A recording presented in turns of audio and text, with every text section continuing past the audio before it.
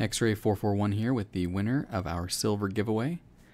From DoD Ascendants, it's iCross Console. His favorite class is a Warlock, but the Shadow Shot is turning him more into a Hunter every day. Good man. And his favorite bit of lore is Vex lore. He really likes the time-dimensional travel piece. So congratulations. Enjoy your silver. Don't go spend it all in one place. Well, I guess you have to spend it all in one place, but when you go visit Tess, tell her we said hi, and hope everyone else enjoys the show. Thanks.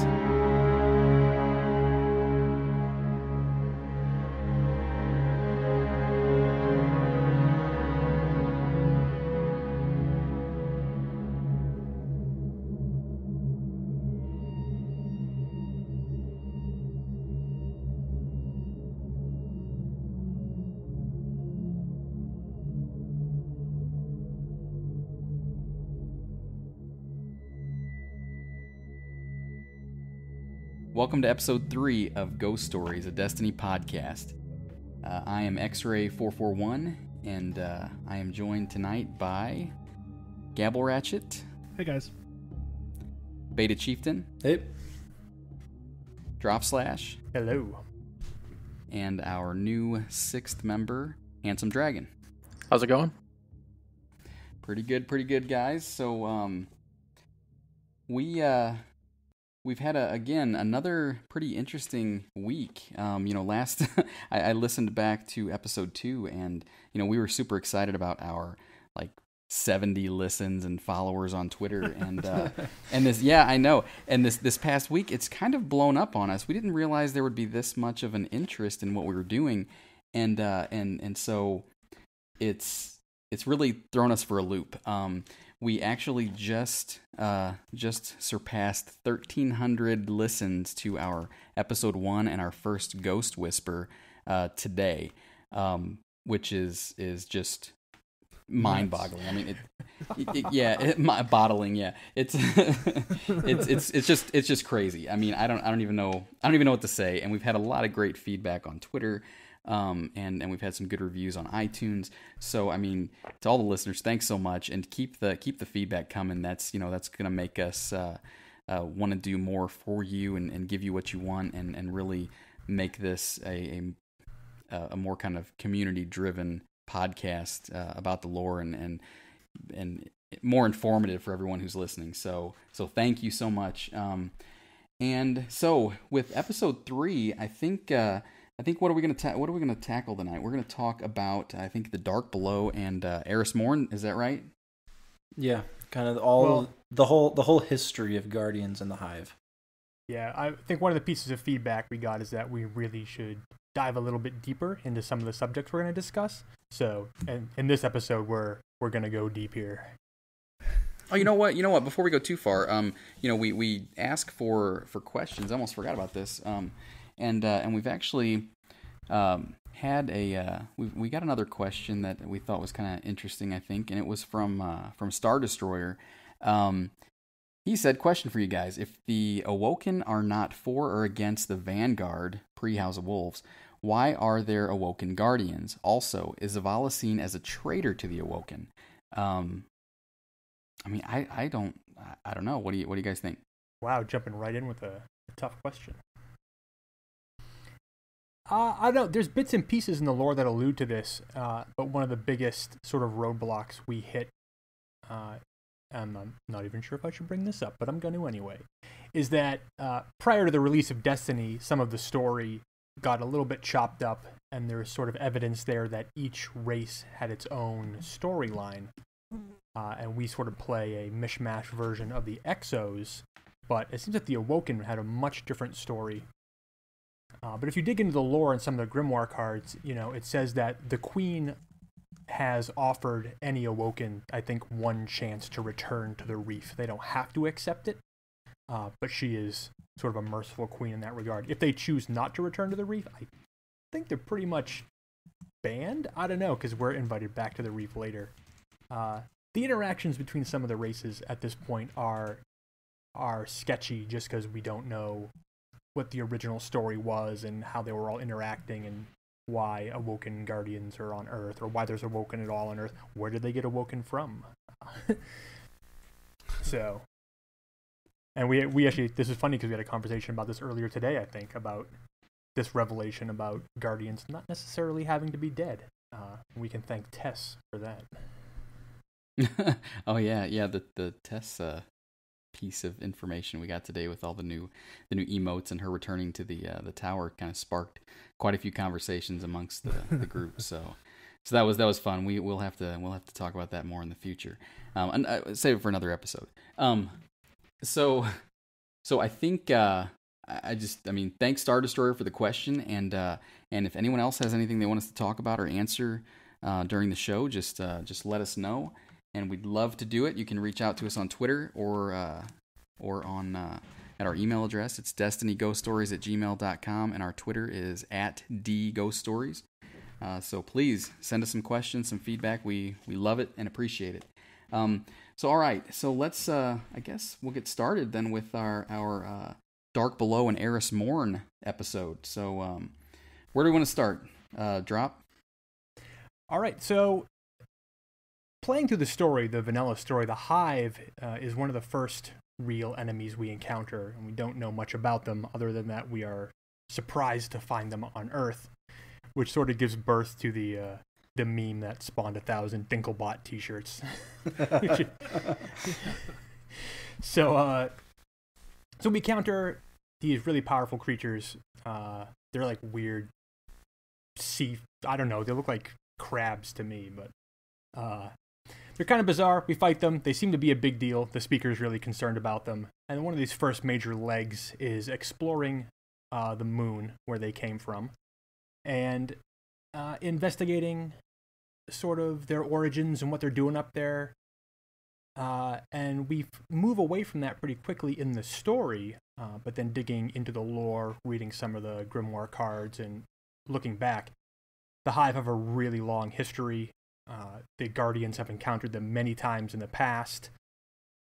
There's a line as you fly to the moon during, I think, was it the Dark Beyond, the mission we've all done 85,000 times. People look in the Hive. Yeah, is that we've given up the moon, hoping that they wouldn't come for Earth. There's actually a really deep story there. So we could talk a little bit about sort of the Guardians' history with the Hive, and then we'll bring that all the way up to this crazy person, Eris Morn, who's now finally has a home in the tower. So before we go there, you mentioned something that was funny that might not resonate to newer players. You said it spawned the Dinklebot memes. So what did you mean by that? Beta? What was he talking about? Well, I'm not even positive. I think specifically he's referring to the line. That wizard came from the moon. That wizard came. Yeah, exactly. Yeah. That's okay. Where I was going. But so whenever we see the Hive on Earth, I guess for one of the first times, right, is whenever our then Peter Dinklage ghost says that wizard came from the moon, and it was just such a one of those lines that you just remember, and you're like, so did that really have any? Yeah, it's just ridiculous. It's just like the like we said in before the no time to explain why I don't have time to explain or whatever. Yeah. So anyway, I just wanted to jump back because again, if we've got some new players that never experienced Dinklebot or that line, because I think didn't that line get cut or yes, it got replaced. Or that's what I was gonna say. Yeah, because I don't remember it in the actual game. Yeah, it was in the beta, but it was not in the actual game when it came out. Well, but then they Right. brought it back in House of Wolves. Every once in a great while, you would hear Ghost say that. Oh, nice. Oh, well, I didn't know that. Yeah, because so that's I encountered it when I was doing that mission. I don't know what I was doing there, and I heard him say it. I'm like, no, it's back. like rewind. Oh, Xbox record that. Exactly. I think it's very similar to the Eris Morn line about ghosts and opening doors when you're doing the Omnigul strike. Right. Okay, so I here that's my job here apparently is to derail things because I seem to do that well. So all right, back to the history, I guess, on the moon of the Guardians and the Hive. Yeah. So we mentioned, we gave up the moon hoping they wouldn't come for Earth, and that's a reference to a time before we were brought back by our ghosts, and it was the Hive had been on the moon. We don't know from the Grimoire how long they'd been there, but we were concerned about it, and as a city of new guardians, we felt that we could handle it. And so we sent thousands, is the quote many times, so thousands of guardians went to the moon in this effort to push back the Hive. And it basically happened in an area called the Ocean of Storms, which is basically where all the moon missions in the game take place, is this area.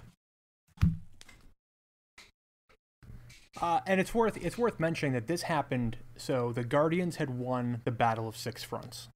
The Guardians had won the Battle of the Twilight Gap. So the city's feeling pretty good right now. Like the Guardians are strong. We're pushing back the darkness. We're winning these huge battles. It seems like a good time to go try and take back the moon. So the Battle of Six Fronts, for the listeners, is what we talked about on our second Ghost Whispers last week. So again, I just want to kind of reference some of that stuff back. So if you don't know what we're talking about, you can go back and listen to that as well. So when we get to the moon, what exactly did we encounter? What did we find out when we got there? We found the Hive there. Also, at this point, sorry, I'm going to be that guy. I'm going to interject real quick that not everything that happens on the moon happens in the Ocean of Storms. Mare Cognitum is where the Crucible maps Anomaly and First Light are. They're a different true. Yeah. Different part of the moon that we can never explore because they will not open the Crucible maps up to patrol. So, and we, besides the Hive, we specifically also find Crota. And so for those who don't know yet, Crota is kind of this Hive demigod, ascendant being who, to the Guardians, is essentially all-powerful. And it's the first time, even if we knew the Hive were on the moon, I don't think the Guardians had a sense that Crota was on the moon. And so this is the first time we ever did come up against an ascendant Hive being, and it didn't go well. No, and I capitalized this in the notes. We failed spectacularly. It is mentioned so many times in the lore and in the Grimoire that Crota just annihilated Guardians with single swings of his sword. It was definitely hard mode. Yeah. I've felt that sword before. It is very sharp and very dangerous. So all these Guardians are just going and facing Crota and failing and falling, and so don't we then come to well, so is that right though? Because do these Guardians, these groups, or these thousands of Guardians come after the quote unquote first Crota fire team with what is it, Ariana 3 and that fire team, or do they come later? So this all is happening much before, and it turns out Ariana 3 was at this Battle of Mare Imbrium, the first fight against Crota, along with these other thousands of Guardians, and that little piece of information and one other name we're going to mention in a minute sort of kicks off this entire Dark Below thing that we know currently in the game. It all starts right here. So let's who was that other person? I don't know. You guys gotta tell me. I'm the weak link amongst you lore minds. So who was it? Beta, take this one. I know you. All right. So there was one other, and there were other Guardians there, but one in particular was named Wei Ning, and so she was a Titan, known for her directness and her love of battle. Sounds like a Titan. She is the Titan. Yeah, she's she's what all Titans aspire to be. Yeah. And so we learn about her kind of through Ariana 3. So during the battle, Ariana and possibly Eris was with her. Ariana was with somebody else. It doesn't specify exactly in the Grimoire, but Ariana captures a Hive wizard and begins to torture it for information. And at one point during this process, the wizard actually shows Ariana a vision of the battle, and it's a vision of Wei Ning falling under the blade of Crota. and this weighs very heavily on Ariana. And it doesn't say outright, but from what we can tell from the grimoire, they were very close. Either a great mutual respect but they seem to have had a very close relationship. Wei Ning, when she's asked her number one, who her number one fire team companion would be, she mentions basically a Praxic Warlock, a Sun Singer, which is what Ariana was.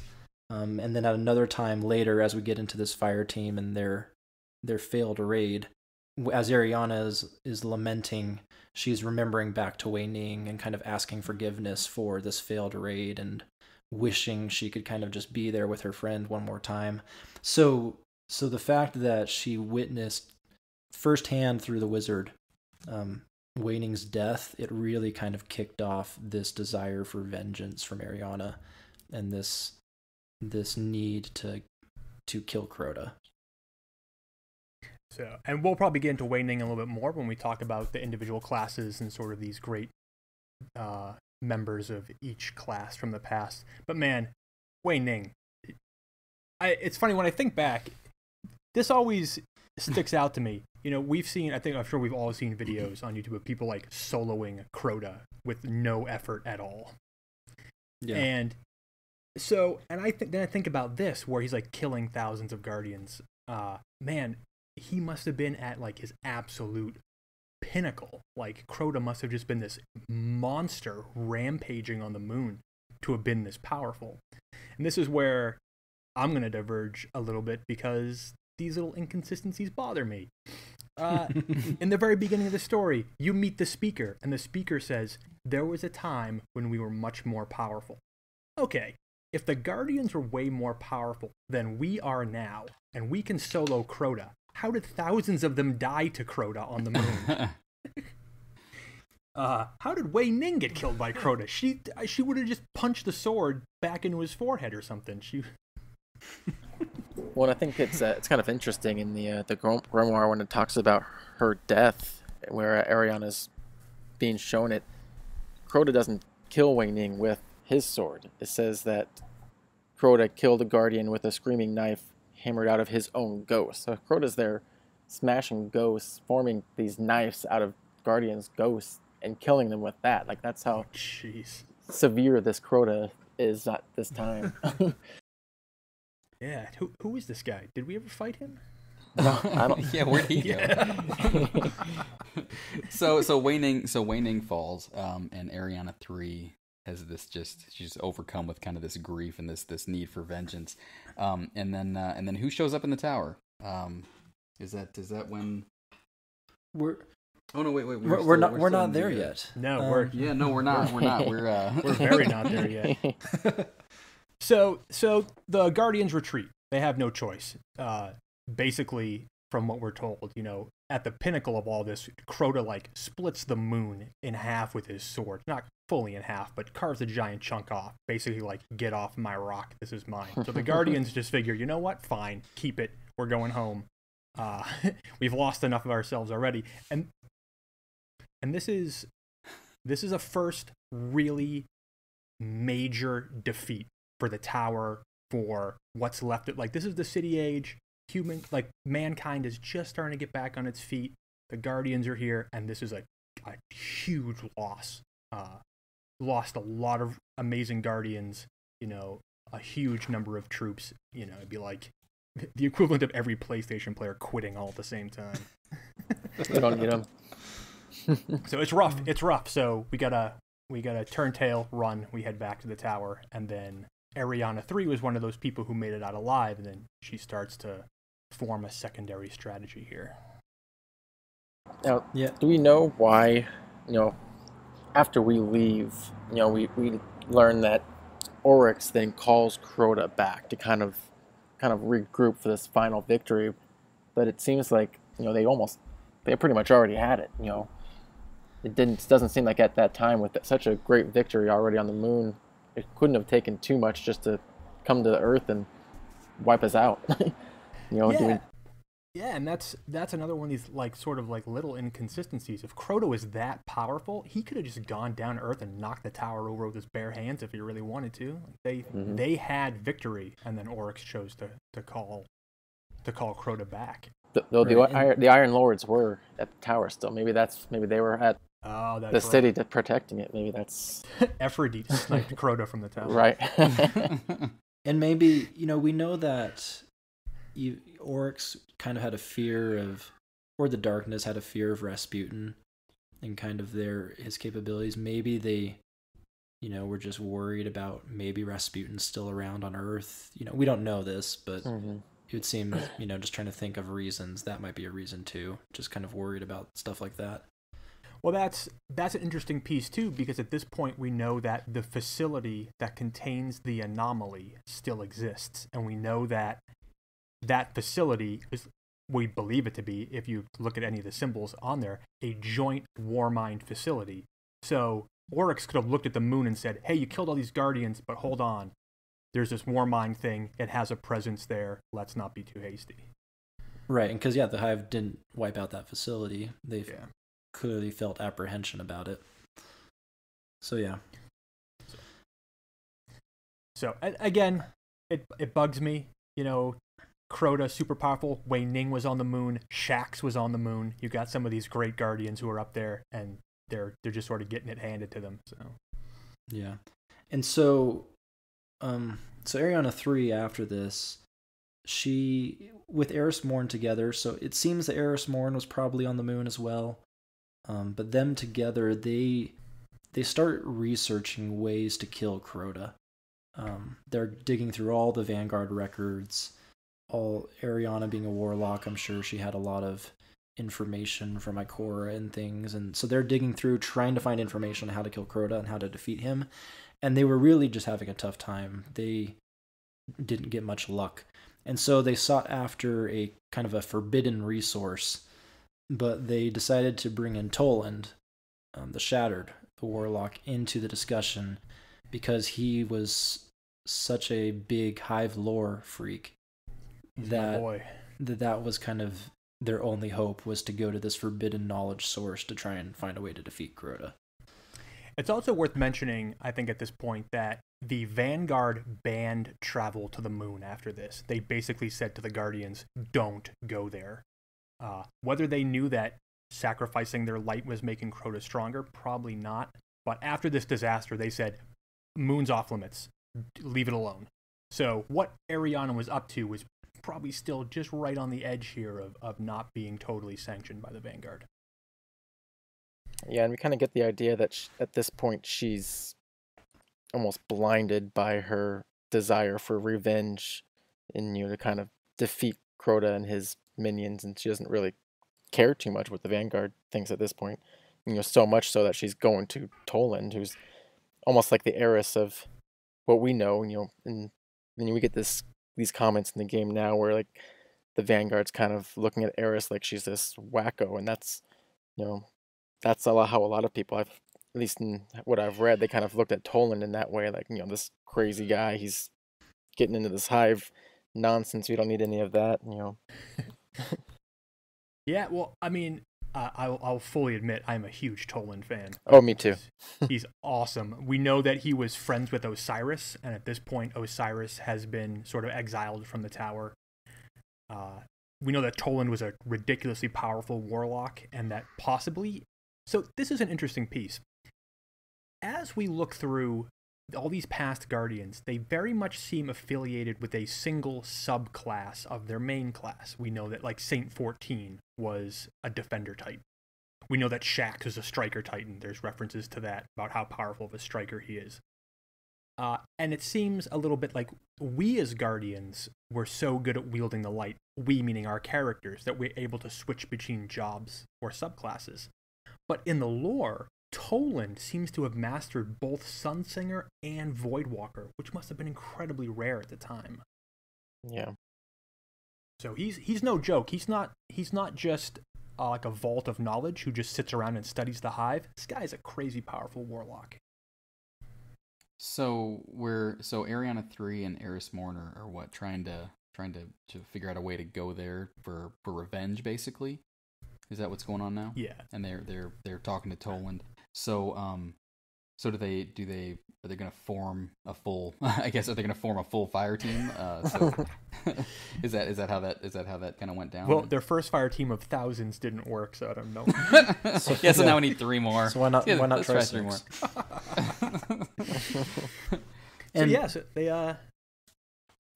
they round up 3 more. Yeah, exactly. And who was that? So the fire team consisted of Ariana 3, Eris Morn, and I guess so Ariana 3, Warlock, Eris Morn, Hunter, Toland, Warlock, and then Sai Moda, which was a Hunter, Vel Tarlo, who was a Titan, and then we have, I don't know how to pronounce his last name, Omar Agha, Omar. But works for me. But he was also a hunter, so kind of similar to the how we tend to run the Crota raid. There were a lot of hunters, mostly blade dancers in there, with some sun singers just in case you needed it, and then probably 1 defender titan. You gotta watch for those boomers, Exactly. We know that. I think we know that Sai was a blade dancer. There's references to her knives being eager for another dance. I think it's pretty telling. And we know that Vel, we don't know exactly what class he was, but they considered him the stalwart heart of the team. So he was kind of, this classic honorable Titan who, just loved battle, but was always someone you could count on. And we know that he served in the Pilgrim Guard when he was first, when he was an early Guardian. He helped the Pilgrim Guard. So he was someone who had helped escort the refugees to the city, who had defended very often against, the outside forces, and had kind of, the sense of honor and protection. Yeah, that Pilgrim Guard rose to sort of prominence when they were defending the first, refugees who came into the city. That's where the Pilgrim part comes from. So the hunters would go out and find refugees and escort them back, and the Titans would defend them as they reached the city. Yeah. So we've got our fire team, I guess, formed now, right? And they're making their way to. They're gonna go to the moon now. And again, kind of unsanctioned by the Vanguard, so they're going to this forbidden place. I'm looking through some notes. But it says so when they begin their journey, Toland tried to tell the Vanguard about the dangers of the moon, because at this point, has he already been studying the Hive pretty in depth? Is that the idea?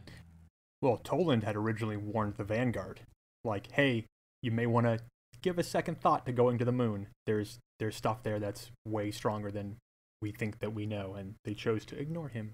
Yeah, it seems that if anyone knew that Crota was on the moon, Toland did. Mm-hmm. Just through all of his research. Yeah. So, got it. And then as they, this right now. So now we have this fire team of 6. They're hell bent on vengeance. They're going to take out Crota.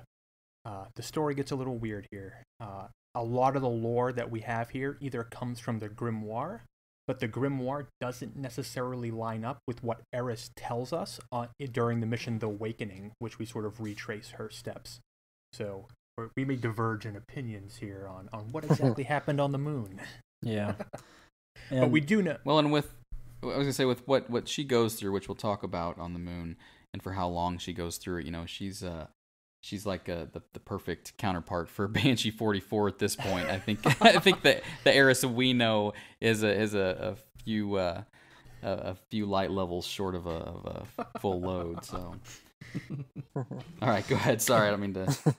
No, and talking about how Toland, had learned some things through research, he reveals to the team, once they've arrived on the moon and they're kind of heading towards the Temple of Crota, which is where they've decided to enter the Hellmouth, he tells the team that he learned all his information from the darkness itself, which, you'd think there's a lot of points where you'd think the team would kind of have these red flags that they maybe like, you know, first that thousands couldn't accomplish it. First red flag. Second, you know, Toland says, "Oh, well, how'd you learn all this from the speaker?" Like, "Oh no, from the darkness." You know, second red flag. You probably should have waited just 1 second and thought this through. And to bring this up, because this will come into play later, you know, not only does Toland is kind of almost like the tour guide on this, you know, he's the Sherpa on this fire team. And so, you know, he's learned all this from the darkness. He's telling them where to go. And he also keeps rambling on about this song that he wants to learn, which we would know as a Ear-Utes death song. And he keeps telling the team, you know, he's like, I would just love, you know, I want to learn this song. It'd be so interesting to know. And that's going to come up a little bit later, but for me, that's a third red flag. that Toland should not have been the Sherpa on this one. And he's got a crazy in-depth knowledge. You know, they're talking about all these different aspects, and we end up facing down a lot of these beasts. But like the might of Crota, the fist of Crota, all these different, you know, the sort of Crota's hierarchy of generals and powerful Hive. Toland knows all of them. And he's, in a way, again, he's sort of like directing the show. Like he's the Sherpa, and he's like, "Oh yeah, it's Sardon, the fist of Crota. Let's go see how that goes." So in one hand, I also believe that Toland was sort of there because he wanted to see these Hive in action. He wanted these Guardians to be like, "Oh yeah, let's go track down the might of Crota," and he was just gonna like, sit back with his binoculars and eat popcorn and see what happens. As disturbing as that is. Yeah. Just kind of leading the blind. Not to diverge too much, but you know, which to a degree is what the Exo Stranger does to us. She's just sitting back watching. That's true. But anyway. So you mentioned something here. You mentioned that they chose to enter the Hellmouth through the Temple of Crota. That doesn't line up to me because you can't get to the Hellmouth from the Temple of Crota. And that's where I disagree that we know we can get through the Temple of Crota, and for me it's kind of like, you know, the Hellmouth on the raid, we jump from the very top, but once you've entered through the temple, you know, we can still kind of look over the edge of the Hellmouth from down below. So I'm kind of leaning towards, well, maybe they just jumped off from somewhere further down. Well, so let's back up. Let's take a look at some of the things we know. And some of the things that Eris says, because I am determined to sort of paint Eris as an unreliable narrator. So in the Awakening... First disagreement going on. No, sorry. Go so in the Awakening, she specifically says that they hid in the old moon base in the Anchor of Light. So we know that. That's that big Rotunda base. And then they chose to enter, and as they entered the Temple of Crota, the ground cracked apart. The Hive were waiting in an ambush, and not everybody made it inside. Yes, and so we know, and we know for a fact. So we know for a fact that Vel, he died. He was the first to die, and we know that he died from Varrock's thralls. Varrock, from her thralls, and so, you know, okay, so it's lining up a bit. We know he died from the thralls. You know, if there is a canyon leading up to the Temple of Crota, you know, I can see a bunch of thrall, you know, popping out, and so we're good so far. They do come running out of that door pretty quickly when we wake them up. Yes. Let's also mention here, the name Varrock might be familiar to people, and that is due to the Sunless Cell Strike, because Varrock, as we discover, was I hate using this word, the lover of Alakul the Darkblade. So now we have a reference here that both Alakul and Varrock were present during this failed raid. We've never encountered Varrock in game though. Which it kind of it draws this connection kind of back to Oryx too, because I mean, the Darkblade, he rose against Oryx. We know that, but you know, he also seemed to at least be kind of under his command at some point. So Oryx had forces on the moon during this time, it seems. Well, what may have happened here, and this is complete and utter maybe, is that maybe Ala Cool saw this strike team breaking through Crota's defenses and thought, hey, there's a weakness here. And if there's a weakness here, there could be a weakness with Oryx. Maybe I should make that challenge. Yeah. Yeah, that's a nice maybe. Well, all right. So let's continue. Okay, so we lose Vel. We lose Vel right at the entrance to the Temple of Crota. He gets rushed down by thralls, which seems silly. He should have been wearing Saint 14's helm. Mistake on his part. Yeah, it's a new mistake there. So he was new. So Eris says it's worse for the ones who made it inside. That's reasonable. Yeah. Now in the Awakening, as we're traveling towards the Chamber of Night, which is one of the, as we know, is the darkest of all the Hive chambers. Thank you, Dinklebot. As we get down there, we hear wizards chanting. We don't know if this is the death song or not. And this is during the Awakening mission. Eris says, I know that sound. They're attempting to wake Crota's soul. This leads me to believe that her fire team was headed towards the Chamber of Night, and those were the sounds that they heard down there. So, and we know that this giant crystal with Crota's soul in the Awakening is in the bottom of the Chamber of Night. So is that where they were headed, and not necessarily the stills at the bottom of the Hellmouth? It's possible. It's also possible that once they captured Crota's soul in the crystal, they moved it to keep it safer in the deep down. But I think the more important question here, though, is this question of, did the fire team actually encounter Crota? Because from the Awakening, it sounds like they did actually encounter Crota at one point, but then either he was prevented from waking, or they were about to destroy him, and he was captured into the crystal. Because we have to ask, how did he get to be in this crystal in the first place? But I think that's kind of the interesting question here too. So did they actually encounter Crota on this raid? I'm personally, I lean towards no. Yeah, that's kind of what I got out of it. So, and it's also interesting. So, and this comes up again as Eris dialogue, where she says, 6 of us went down into that pit. Well, not really. Only 5 did if we lost Tarlo at the entrance. And what's interesting to me is that phrase, that pit, because we hear this line again in a recent mission, which is Lost to Light, as everybody, which is the going back down to the Chamber of Night, finding a little tiny shard of that crystal. As we're escaping from the Chamber of Night, Eris says, Guardian, you have to get out of that pit. So the pit, the word the pit may not necessarily refer to the Hellmouth, which is, I think, what we all probably call it.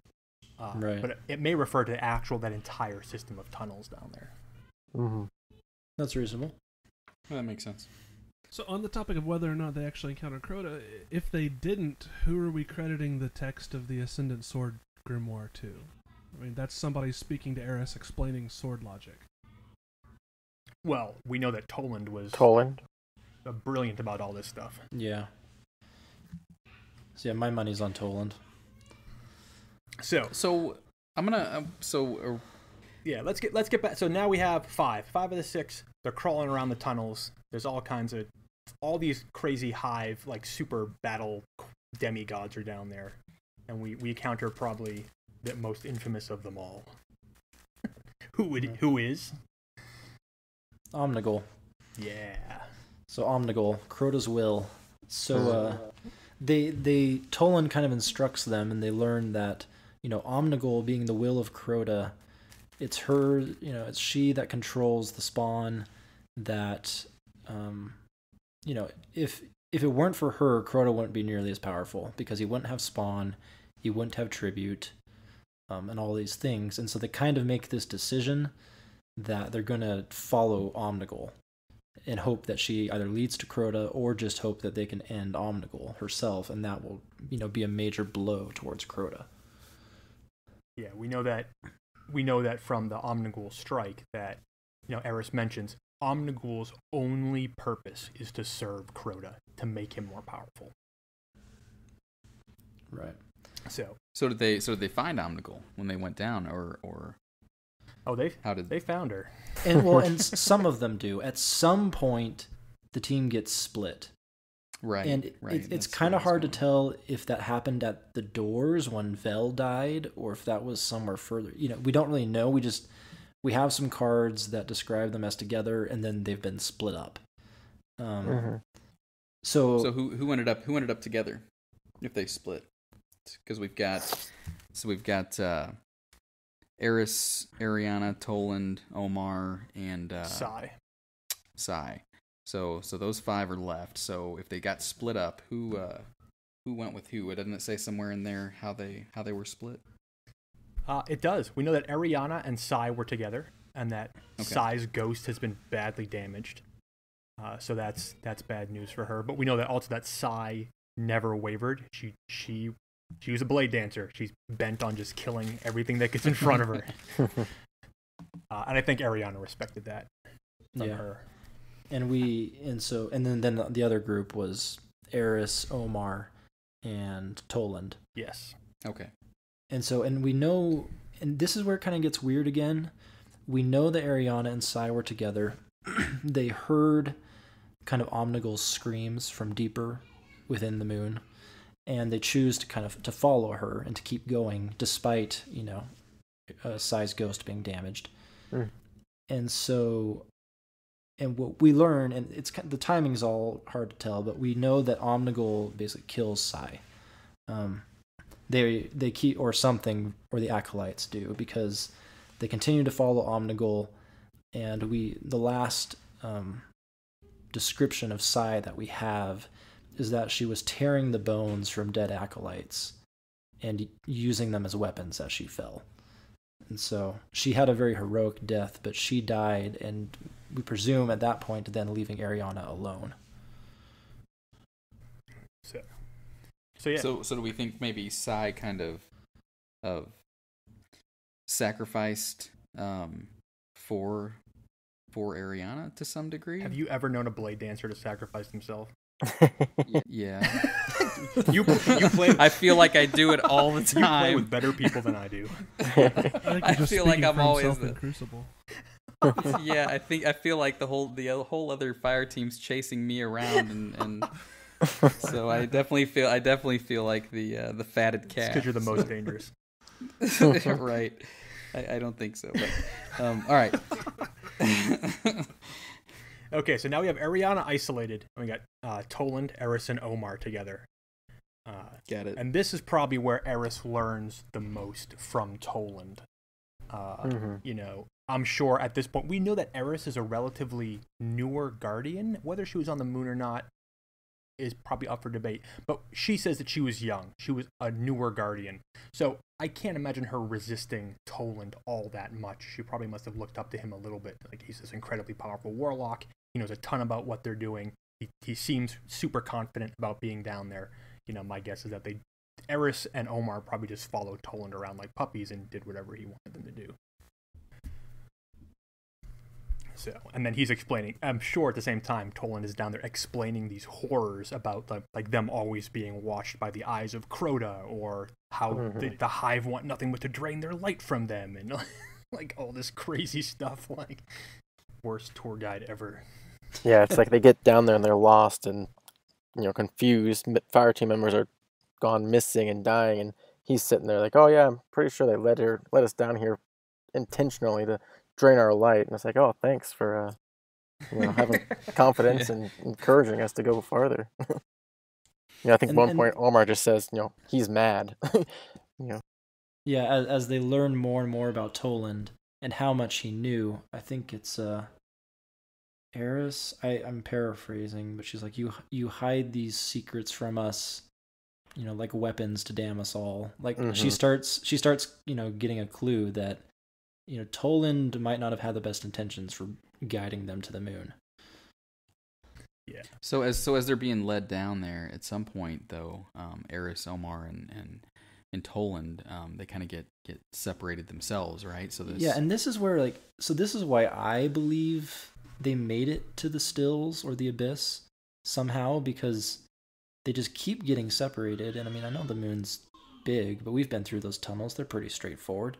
But but you know, when you run the raid, the number one place in the entire raid where everyone gets turned around and separated and finds themselves back at the beginning, or at least I have many times, it's, you know, it's in those stills and in the abyss, kind of, right? Which we know, correct me if I'm wrong, Drop, but the stills are still within our realm, our dimension. And it's once you cross that bridge and kind of go into the white light that then you enter Crota's throne world.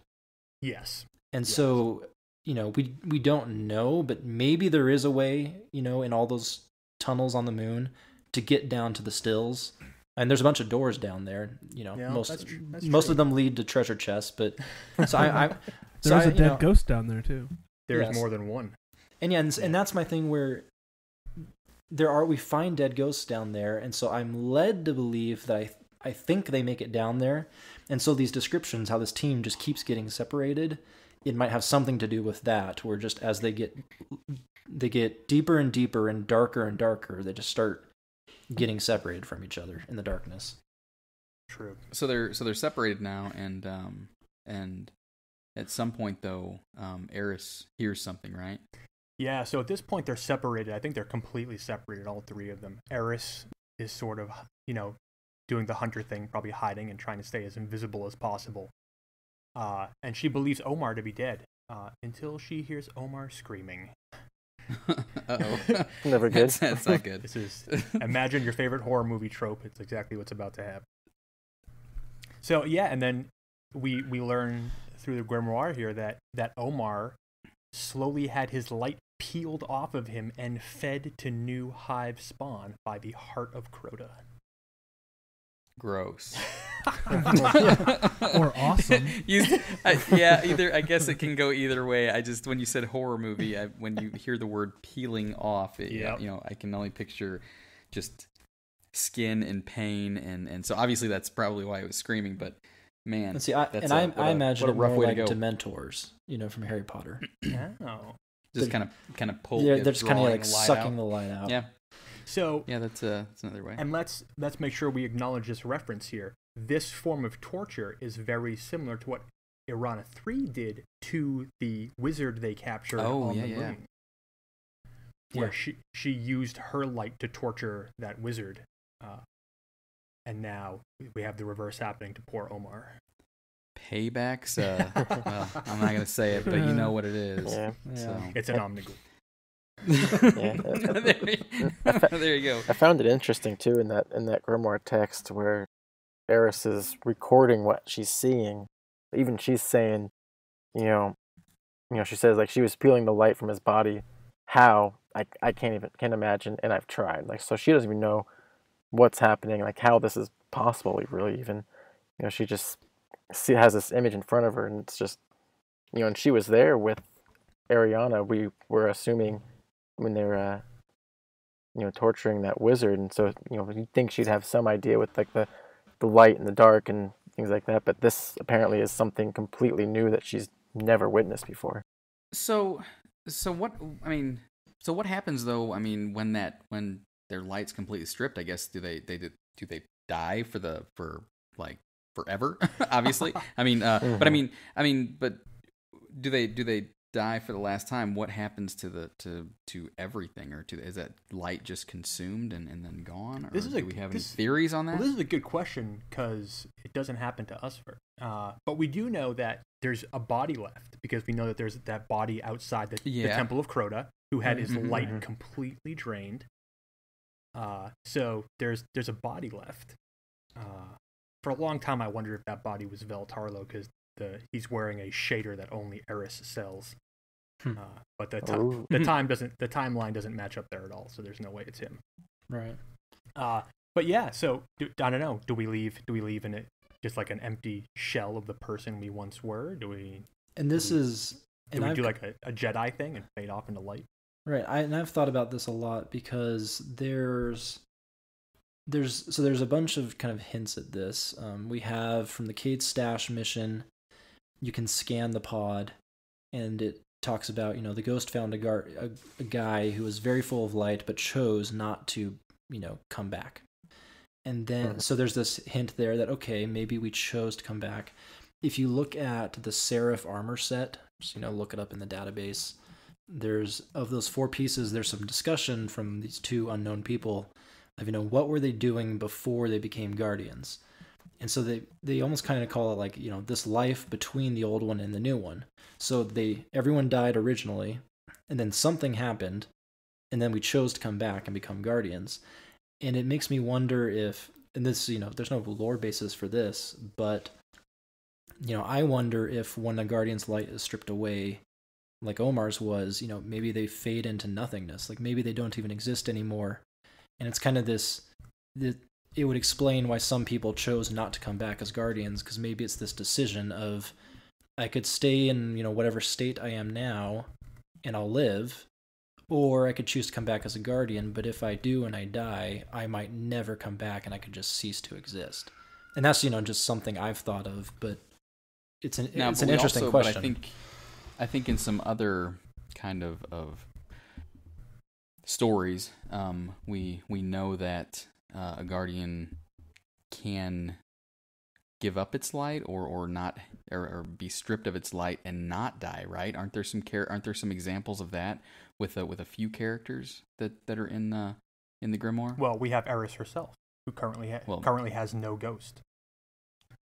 And I think we have another big player that we'll talk about later down the road. That's again one of my favorites. I think the Dredge and Yor also doesn't have a ghost, right, at some point, I think there's some talk of him not having his light or being stripped of his light. Yeah. So, well, let's get back to what's left of our fire team here. We got Eris crawling around in the darkness. We have Toland, who I imagine has his picnic basket and his sun hat, and he's skipping off through that ascendant portal to go find... And Omar with bamboo under his fingernails or whatever they're doing to strip the light. And then we still have Ariana 3 out there somewhere. So, and here is where we don't have the exact story, but somehow, in some way, it seems like Ariana reconnects with Toland. Leaving Eris by herself. So Eris is now just, she's probably hiding in one of those treasure chests. Right. And now we have Toland, who's, I'm sure he is thrilled about the situation. And then we have Ariana, who is probably irate about the situation. Mm-hmm. But we also know from Ariana that at this point, she's starting to realize that she is very, very sorry about, this was a bad idea from start to finish. Right, and what's interesting is we know that Ariana, in kind of her last, last decisions was to record a message to her ghost, kind of asking forgiveness for the whole venture, and just lamenting their fate. And what's interesting is then later, so we have Toland and Ariana together, but this has always struck me as interesting, and it's the way that Toland kind of refers to Ariana, and we know she's a machine, and so Toland says, Ariana, let's sing with me. No, you rattling machine, not yet. It's too soon, we don't know the words.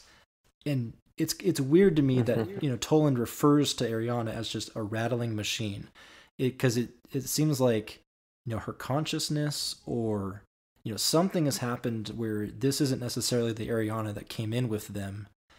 This is, either her base protocols are all that's left, or a lot of her light's been stripped, but it feels different than the Ariana we've known up to now.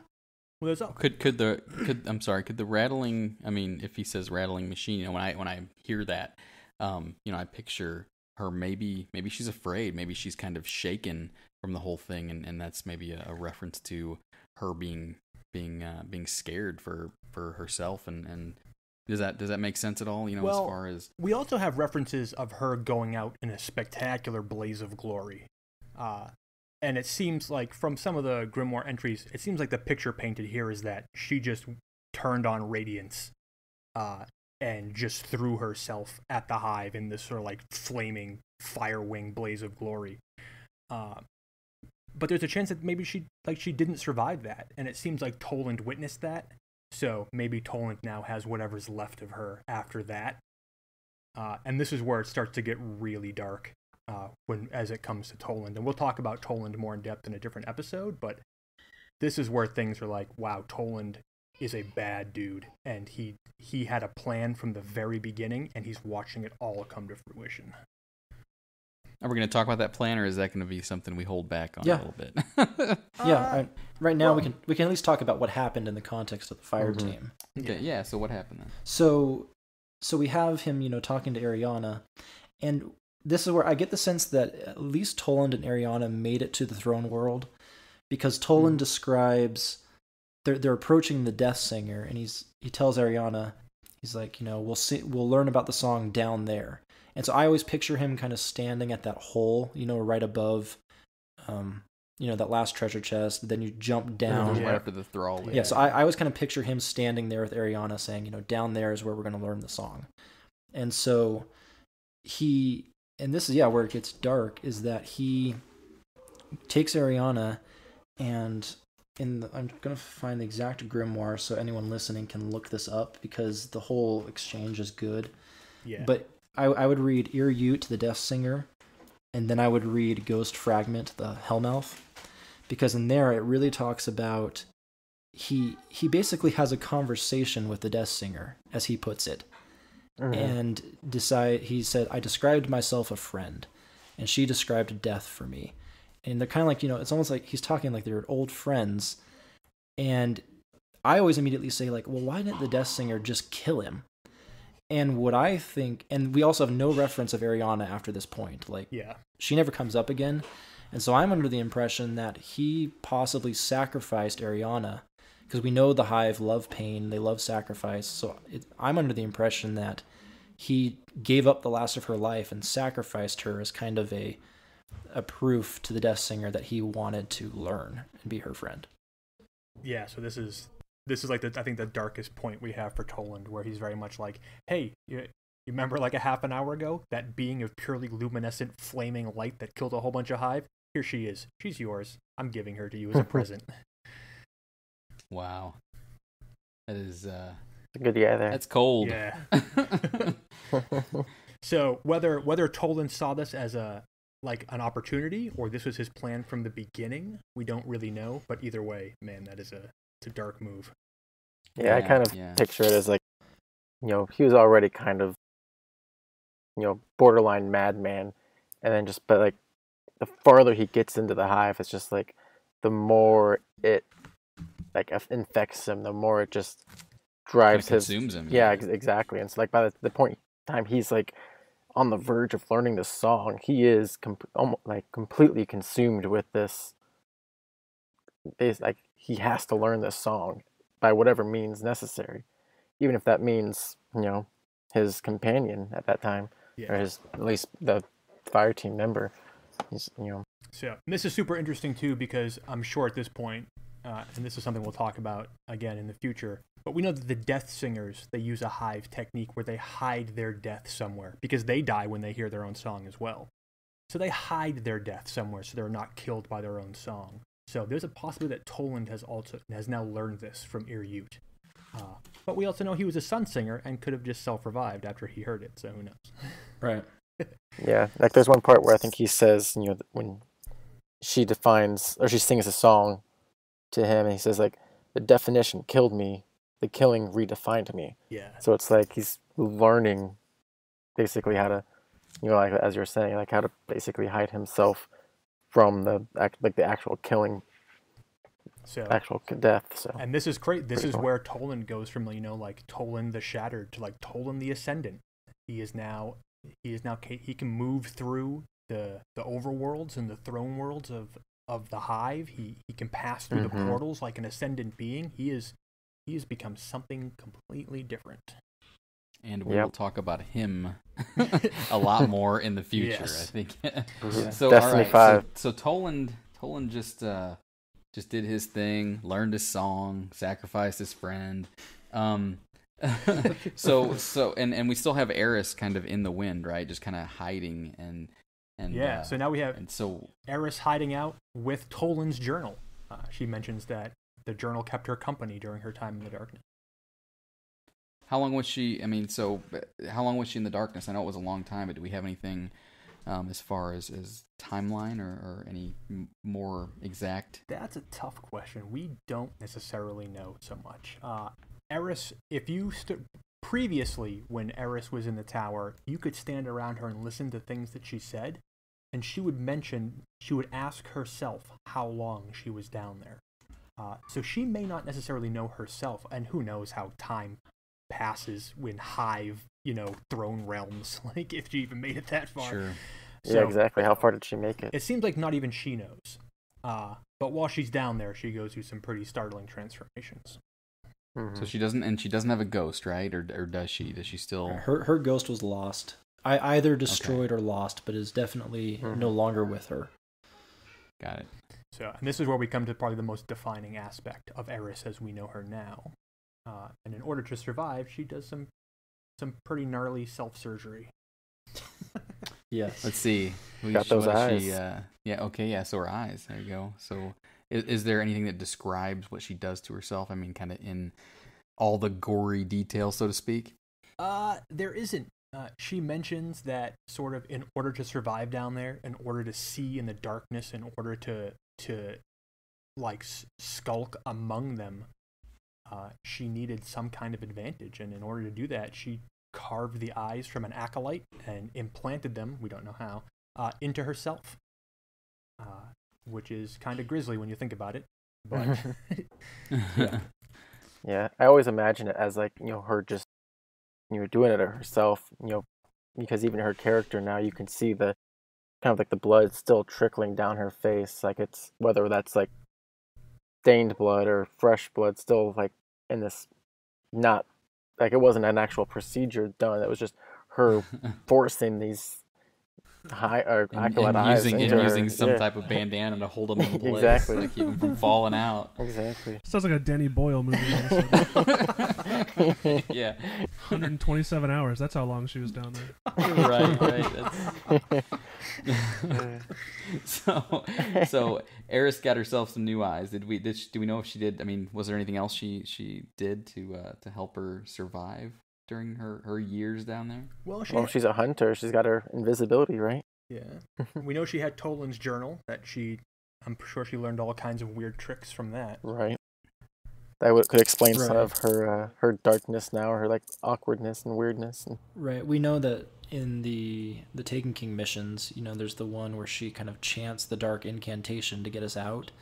So I'm sure, little things like that, these incantations and lessons from the darkness that she learned that helped her.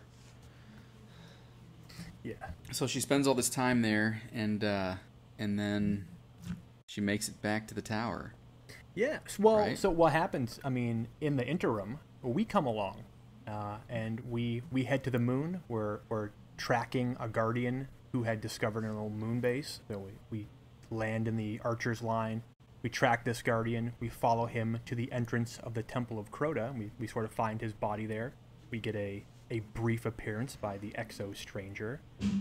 And then, we launch probably the second or third greatest Dinklebot line in the game. Right. Which is, we've woken the Hive. The seals are broken, the doors are open, and the Hive sort of rush us, but in that moment, we're unlocking the Temple of Crota, and that's what lets Eris get out of there. Right, because it wasn't that she was lost and trapped, it's that she was sealed in and trapped. Yes. So she couldn't get out even if she wanted to. Yeah. Exactly. So this is where we get to, where has her ship been the whole time? Yeah, well, this is one of my other inconsistencies here. Whereas, okay, so she's been down there who knows how long. Where did she park her ship? 1. 2, why couldn't we track it if it was parked down there? It seems like, and again, there's the question here of, okay, well, they went to the moon sort of against the will of the Vanguard, because the Vanguard had banned the moon. Right. So they may not have even known that she was there. And they may not have... Or they knew and just didn't want to go help. Yeah, or maybe they were looking at the moon and were like, oh, some idiot went up there. Well, that's their own problem now.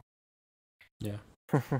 So now, in all fairness, though, her ship is covered. I mean, it's the ship. It's one of the ships that you get essentially from defeating Crota in the game. So it's covered in that bone and everything. So is it maybe?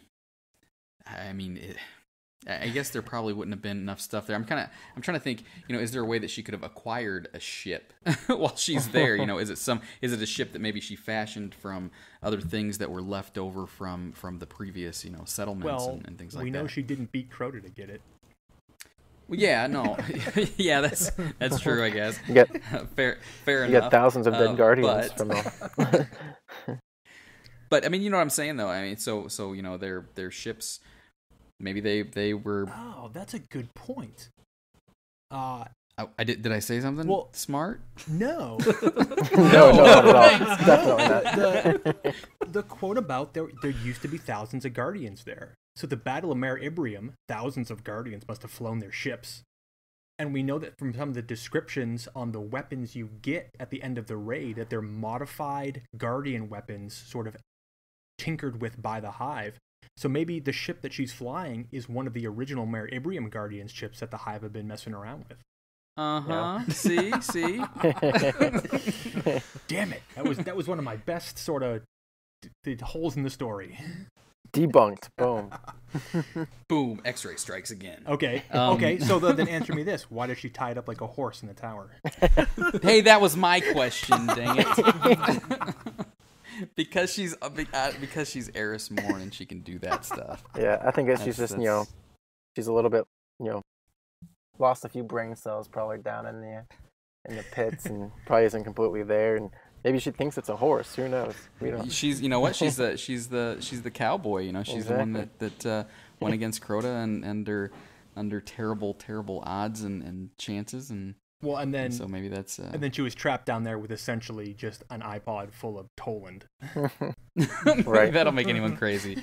He's terrible at parties anyway. So with her ship going back to her ship, the way I always looked at it was, I think she wanted to be back in the tower as much as the speaker probably wanted her in the tower, and so maybe for her it was she wanted that quick getaway. Whether tying it is realistic or practical or whatnot, but I always imagined her being stationed up in that front of corner basically, so if she wanted to leave at a moment's notice she could basically, and then at the same time the speaker probably didn't want her out in the too far in the open, and so kind of just shoved her in that corner. Yeah, she forgets to take her meds and needs to get out quick.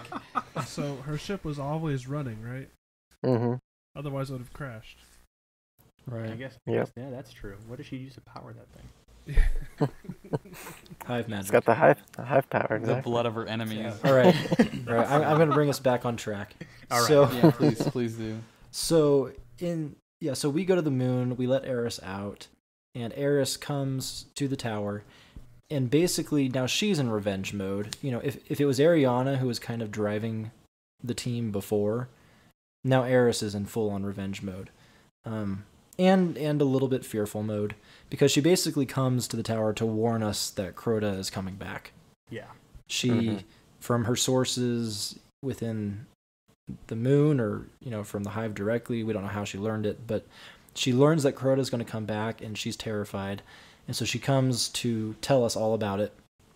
And that's where the Dark Below. A lot of the Dark Below is us hunting down all these monsters that they encountered on the moon. And it's interesting, all those monsters and Ascendant Hive that were on the moon are now on Earth. Yeah, we encounter all of them here on Earth.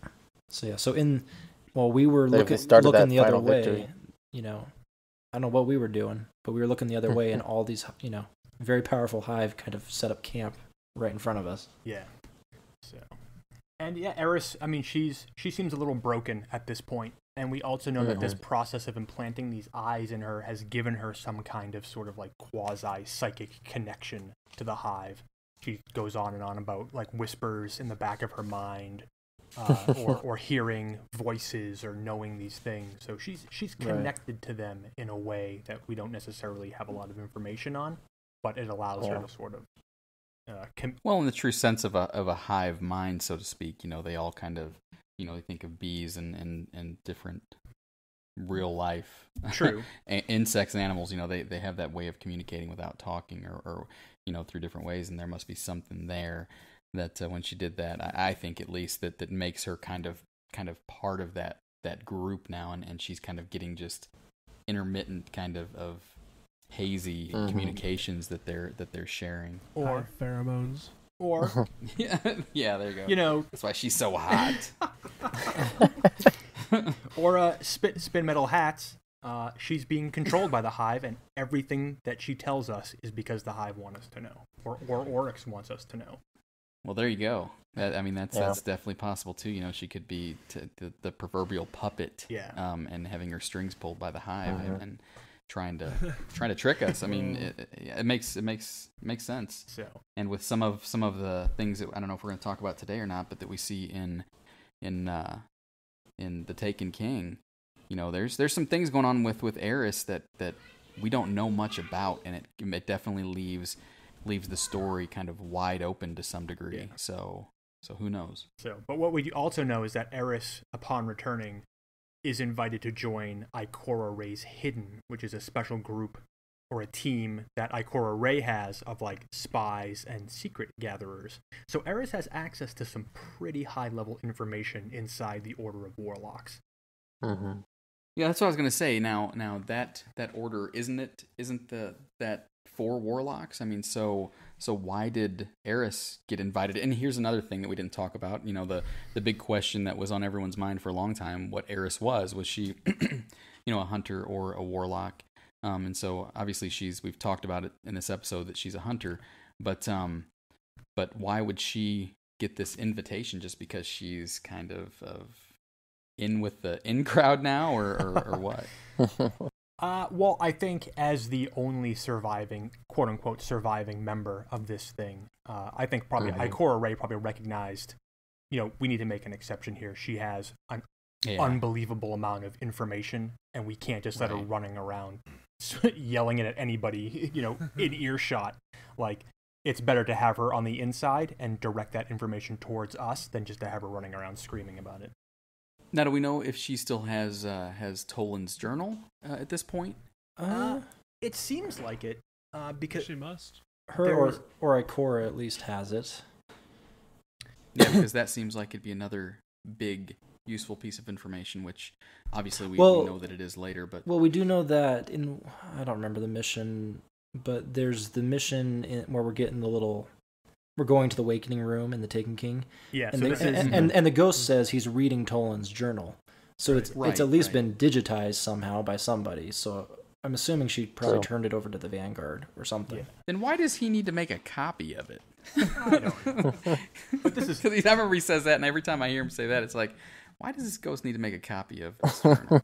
I love the line where Eris says, "Cling fast to Toland's journal," and then Cade immediately jumps in with, "Cling fast to your gun." Yeah, yes, I love that too. It was a good strong line.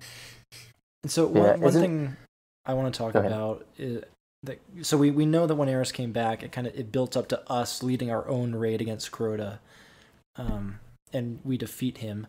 And I kind of want to talk about the throne world, because this came up with Oryx in the Taken King. This whole idea of ascendant realms and regular realms, and it's something that we experienced with Crota, and we talked about with the Death Singer, hiding their death somewhere. So can we talk a little bit about, what these throne worlds are, where we finally defeated Crota? Sure. Well, in this particular instance, it seems like it's two parts here. One is preventing the Hive from basically summoning Crota's soul to Earth, which would allow him to manifest sort of on our plane of existence like he did on the moon and just wreak total havoc. So we stopped that in the mission Awakening.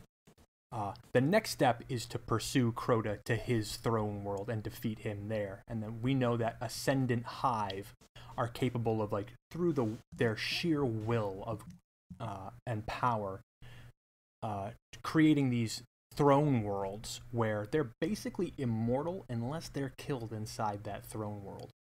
We discussed this a little bit, I believe, in episode 1, where in order to really kill Ascendant Hive, you've got to take the fight to them, and you've got to fight them on their home turf.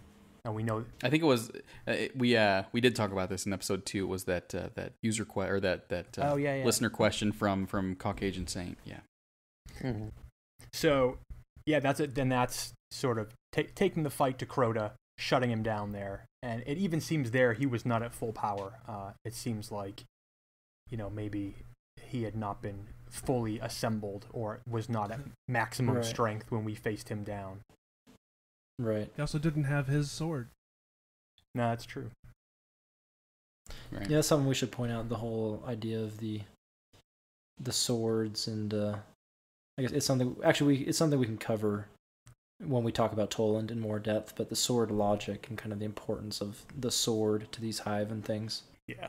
So yeah, I think we'll make a note now, but yeah, when we talk about Toland in more depth, we should cover that. So, absolutely. Yeah, and that sort of leaves us where we are now with the Taken King, where Eris is now a major player. She's not just somebody who sells emblems and shaders. She has her little cauldron and her little books, and she's hanging out just across from the Vanguard. And she's featured prominently in a lot of the Taken King cutscenes. So she's become a major player. She is our doorway into all things Hive, and now Taken. Because of her connection with them.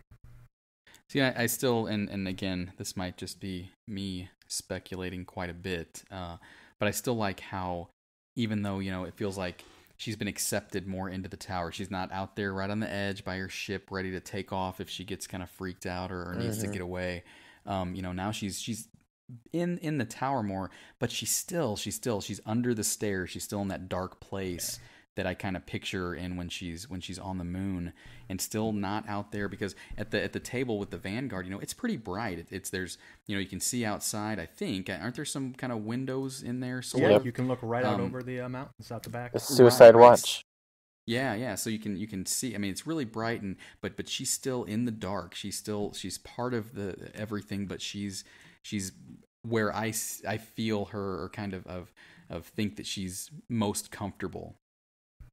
So that's again, might be just me, but it makes sense where she's at to me. So, and there's still plenty of mysteries there. There's still a lot of things we don't know about Eris that I'm looking forward to seeing as the story becomes more revealed. Just sort of what her motivations are.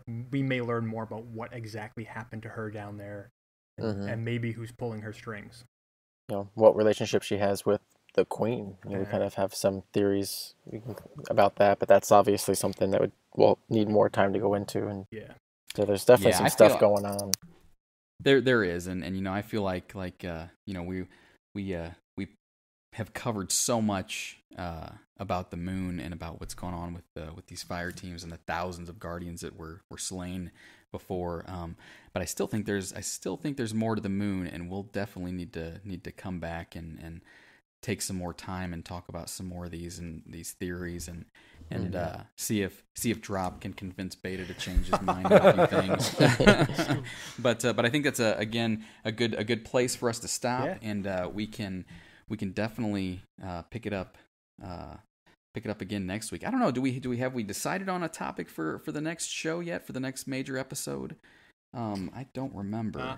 We could jump right into Toland. He's gonna be fresh. Yeah. You know what? That's a great idea. So let's do that. So next week, look for us to go a little more in depth on Toland and his obsessions and what he's up to these days. He likes, what he's doing now. Who he's hanging out with, and more inconsistencies in the story. Oh, great! That's my favorite. I'll say this about Toland real quick. As dark as he is, as as evil as you kind of see him being, like when you read like a lot of the things he says, like you can't help but like almost love him. Like you're just like, this is the character that he is. You're just like, oh, I love this guy. Like it's it's one of my favorite characters in the game for sure. Well, and so something I'm not a big fan of in the kind of setting that we're doing right now is doing too many quotes, but it might be worth quoting him a little more in the next episode, so we can get a feel for that, like everyone else has. So, all right. Well, thank you so much, everyone, for tuning in. Again, I do this every week. I like to point everyone in the direction of the Destiny timeline, which I still think has a lot of great information and kind of gives you a good perspective on the world of Destiny and the lore. I think that we'll need to help Drop get some updates going a little bit with all the new information with the Taken King. But dropslash and Scooby DZ have done a great job on that, and I still go to it every once in a while just to remind myself what's going on. Hopefully by the time world. this podcast airs, we'll have some updates with some information coming out of the Iron Banner and Trials of Osiris, which are returning. Oh, great! That's awesome. Yeah, I'm really excited about that. So if you have any questions or comments or feedback, please get that to us as best you can. You can either reach us through our Twitter channel. We are at DGhostStories on Twitter, and our email is destinyghoststories@gmail.com. You can find us on iTunes and on Podbean. And if you can, like I said before earlier in the show, leave us some feedback. We'd love to know what you think about us, good or bad. Don't hold back. We want to know what we're doing right and doing wrong. So let us know. And like I said, any feedback you can leave us on iTunes helps us to get our podcast seen by more people. So that'd be great if you could do that. That's it. Thanks again, and we will see you next time. Thanks, everyone. Yep, thanks, guys. Have a good night.